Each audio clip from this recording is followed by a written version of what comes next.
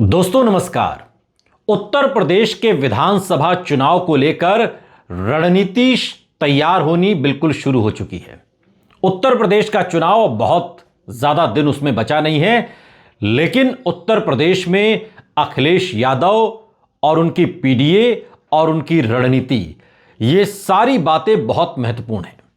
अखिलेश यादव जहां पिछड़ा दलित अल्पसंख्यक यानी पीडीए पॉलिटिक्स के जरिए उत्तर प्रदेश की राजनीति में एक बार फिर भारतीय जनता पार्टी को पछाड़ने की रणनीति पर काम करते हुए दिखाई दे रहे हैं, वहीं मायावती और असदुद्दीन जैसे नेता उनकी रणनीति को ध्वस्त करने की कोशिश में भी दिखते हैं।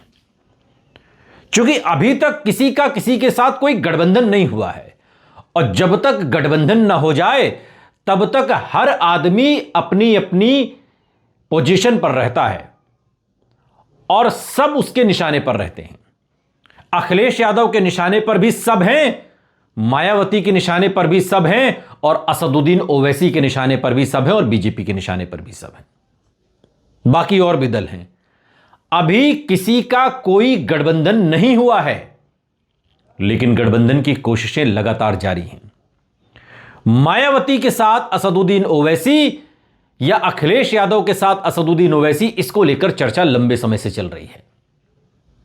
मायावती जहां एक बार फिर अपने परंपरागत दलितों के वोटों को अपनी तरफ आकर्षित करने की रणनीति पर लगातार काम कर रही हैं, वहीं एआईएमआईएम के प्रमुख असदुद्दीन ओवैसी ने बिहार चुनाव में मिली सफलता के बाद उत्तर प्रदेश में बड़े स्तर पर काम करने के संकेत दे दिए हैं। बड़े स्तर पर, क्योंकि पिछले विधानसभा चुनाव में असदुद्दीन ओवैसी को यह बात सही है कि 2017 से तुलना करेंगे तो 20 लाख वोट ज्यादा मिले थे। 2017 के विधानसभा चुनाव में एआईएमआईएम को सिर्फ 2 लाख वोट मिले थे। 2022 के विधानसभा चुनाव में बढ़कर ये 22 लाख हो गए। अब असदुद्दीन ओवैसी बिहार के नतीजे और महाराष्ट्र के निकाय चुनाव में मिली बंपर जीत के बाद, 125 सीटें निकाय चुनाव में महाराष्ट्र में जीतने के बाद, उनके निशाने पर उत्तर प्रदेश है। उत्तर प्रदेश जो 20% से ज्यादा की मुस्लिम आबादी वाला प्रदेश है, और तकरीबन 145 ऐसी सीटें हैं उत्तर प्रदेश में जो मुस्लिम बाहुल्य हैं, जहां पर मुसलमानों का सिक्का चलता है। एआईएमआईएम प्रमुख और सांसद असदुद्दीन ओवैसी ने कहा कि बिहार चुनाव में हमने महागठबंधन से सीटों की मांग की, उन्होंने हमें कमजोर करके आंका और इसका परिणाम उन्हें भुगतना पड़ा।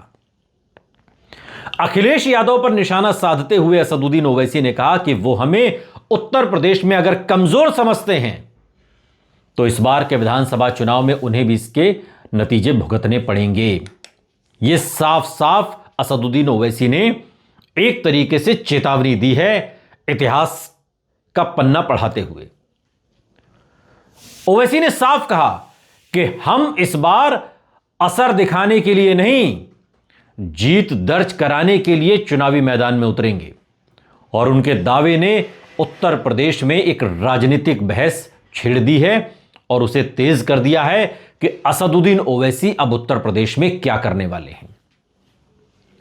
क्योंकि असदुद्दीन ओवैसी अभी तक उनकी पार्टी, जब मैं आपसे बात कर रहा हूं, यह वीडियो जब आप देख रहे हैं, अभी तक उनकी पार्टी मायावती और अखिलेश यादव दोनों में से किसी के साथ भी गठबंधन करने को तैयार है, बशर्ते ये दोनों दल, चाहे समाजवादी पार्टी हो चाहे बहुजन समाज पार्टी हो, कम से कम असदुद्दीन ओवैसी को तौलें तो सही से, सम्मानजनक तरीके से तो मूल्यांकन करे पार्टी का।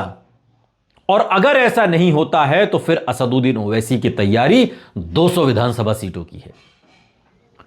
असदुद्दीन ओवैसी ने यूपी चुनाव 2027 की रणनीति साफ करते हुए कहा कि हम विधानसभा चुनाव में दोगुनी ताकत के साथ उतरेंगे। दरअसल बिहार विधानसभा चुनाव 2025 में असदुद्दीन ओवैसी की पार्टी एआईएमआईएम ने 5 सीटों पर जीत दर्ज की थी, और इससे पहले का जो विधानसभा चुनाव था यानी कि 2020 का, तब भी 5 सीटें उन्होंने जीती थी। यह और बात है कि उसके बाद वो 5 विधायक ने पार्टी छोड़ दी, लेकिन इस बार ऐसा नहीं है। बिहार प्लस महाराष्ट्र की जीत, अभी तेलंगाना में नगर निगम के चुनाव हैं, आसाम और पश्चिम बंगाल में ओवैसी ताल ठोक रहे हैं, और उसके बाद उत्तर प्रदेश।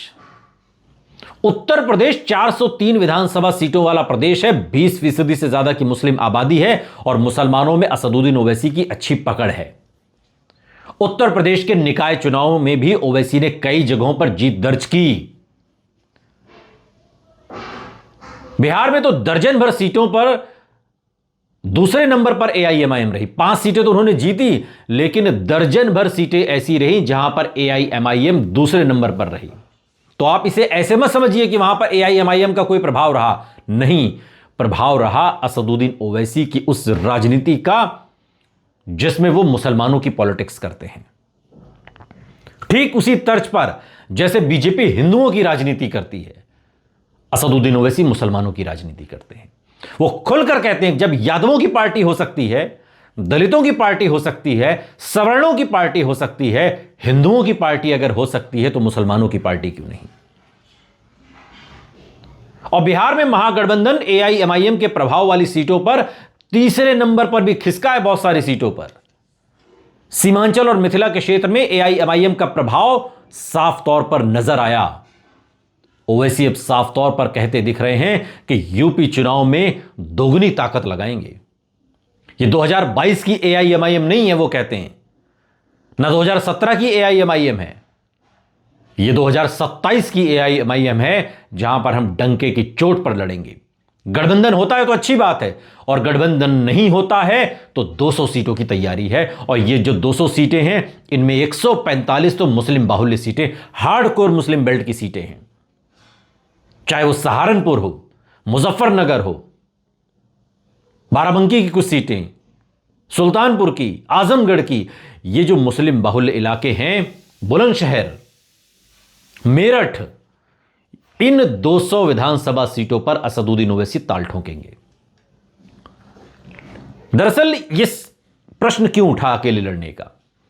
अखिलेश यादव लगातार उन्हें खारिज कर रहे हैं, और ऐसे में ओवैसी ने ऐलान किया है कि बिहार में हम 24 सीट पर प्लेयर बने, यूपी में कम से कम 48 सीटों पर असर दिखाएंगे। इसका मतलब क्या है? इसका मतलब यह है कि 48 विधानसभा सीटें ऐसी हैं जो अगर हम जीतेंगे नहीं तो अखिलेश यादव को जीतने नहीं देंगे। यह बात असदुद्दीन ओवैसी के इस कथन से समझी जा सकती है।